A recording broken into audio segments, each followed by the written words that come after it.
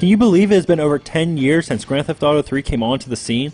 With the subtlety of curb stomping a hooker?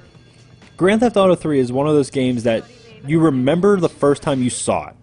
The Grand Theft Auto games were solid titles for the original PlayStation, but when they decided to move into 3D with the PS2, all things stopped. This was a new way to look at what video games could be. The industry changed after its release, and it was clear there was no going back. Aye, get lost. You play as an unnamed, silent, tough guy. You are betrayed by your girlfriend during a bank robbery, leaving you with nothing and in prison.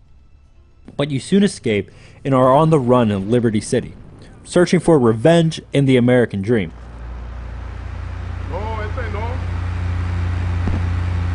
Run away, yo. Liberty City provides you with what every American and gamer is looking for: freedom. Do you want to continue the story? Then drive around to the map markers and go through the missions. These start off as simple driving missions, but soon they will have you starting gang wars to drive down real estate prices and killing drug dealers in the park.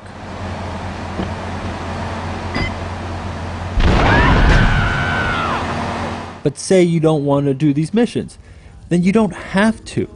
This is what made the game so new to me. I was used to games like Mario. If I didn't run to the right, the game would not continue. But here, you can play the game for hours and not even touch the story missions. There was enough fun to be had just by driving on the sidewalks or sniping from rooftops. The entire city was your vessel to live out your fantasies.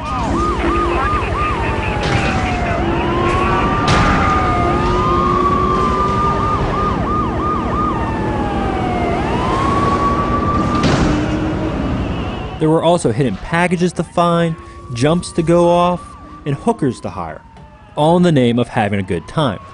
If you ever needed a car, just walk out in front of someone and rip the person right out of it.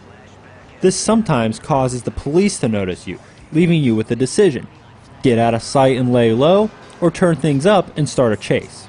The game leaves you with these choices. Take it down! The game also has some great voice acting. You will recognize more than one of the famous voices as you play through this game, and the characters they play are all completely their own, from Mama's Boy Tony to Explosives expert 8-Ball. But my favorite character in the game is Liberty City itself. From the radio commercials and billboards to the 3 very different islands, Liberty City feels completely its own. When you go back and play GTA 3, you remember what you felt the first time you played it, and not what it is like when you play it now. This is a good thing because, let's face it, the game has not aged well. With all the additions the later games in the series provided, GTA 3 can be rough to play. The shooting can be kind of hit or miss, and by that I mean you'll miss a lot because of the lock-on system is not that forgiving. Also, the walking and driving controls feel kind of sluggish, but this is only brought to my attention because of the advancements of later games. When this first came out, I could not imagine it being any better.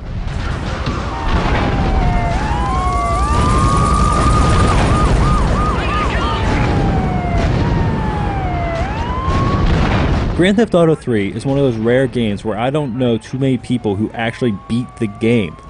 But this is not because of the controls or difficulty, but rather because it was so easy to get distracted. It holds its place in history, and for good reason. It was great 10 years ago, and I'm sure the mayhem will be just as fun in another 10 years.